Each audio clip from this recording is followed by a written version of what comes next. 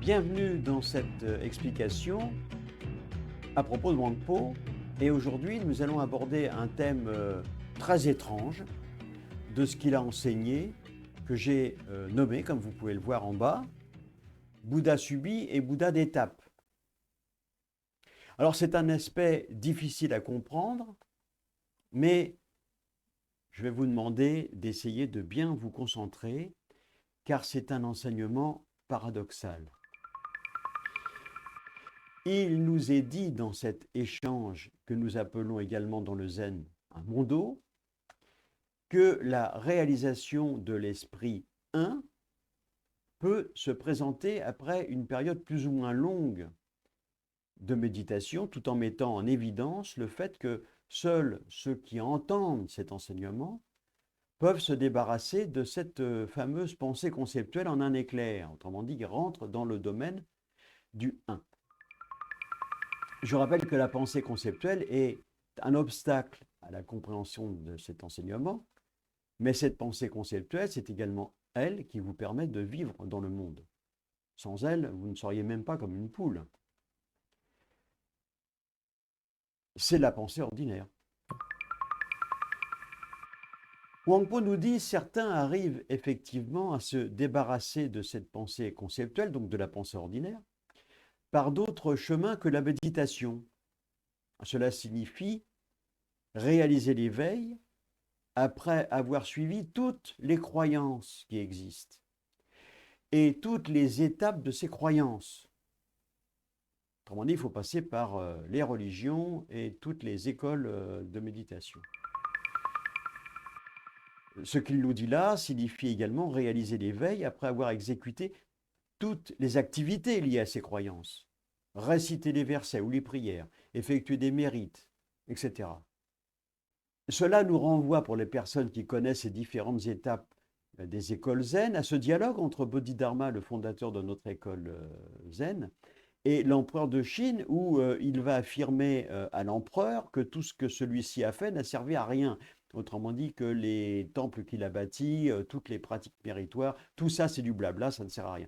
Alors, il est vrai que Bodhidharma a quand même pris un grand risque lorsqu'il a osé affirmer cela. Quelquefois dans la vie, il faut quand même faire preuve de courage, mais avec modération. Là, bon, c'était un peu limite. Accomplir le chemin vers la pensée non conceptuelle, après avoir traversé toutes les étapes de progrès du bodhisattva, de manière plus ou moins longue, aboutissent, nous dit Wang Po, sur un simple état d'être. Voilà. Il nous dit, arrivé à ce résultat, il n'y a plus d'action à réaliser et rien de ce qui peut être atteint ne peut être ou ne peut l'être à travers un simple bavardage. Alors ça veut dire que nous devons comprendre par là qu'à travers un enseignement oral, autrement dit ce que je fais là, ça ne sert plus à rien. Voilà. Au moins là c'est clair et net.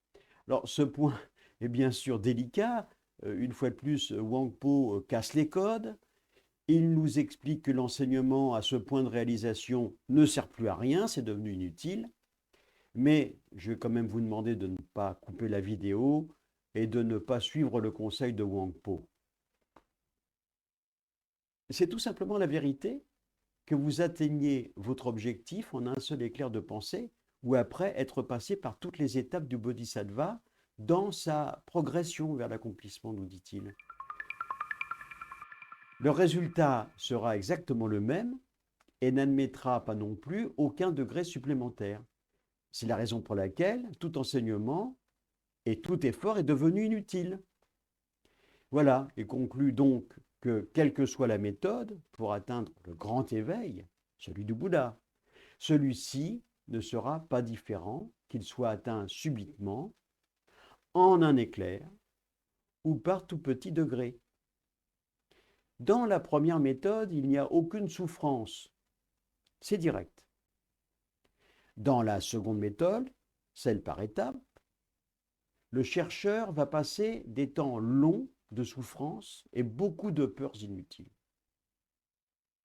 C'est donc à lui de faire un choix, et quoi qu'il en soit, ce qui compte, bien sûr, c'est le résultat.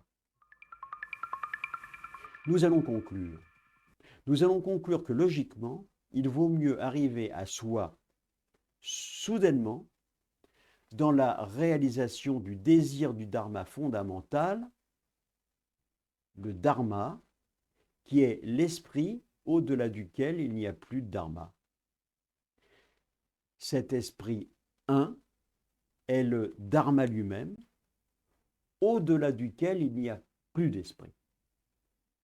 Et justement, ça tombe bien, puisque la prochaine fois, je vous parlerai pas d'esprit au-delà de l'esprit. Prenez soin de vous. Et nous terminons avec une petite phrase de Marc Aurèle. Regarde au-dedans de toi, c'est la source intarissable du bien. N'oubliez pas de faire des commentaires et de poser des questions si vous avez des choses qui vous tracassent ou que vous aimeriez bien développer. Et je développerai pour vous les vidéos. À bientôt.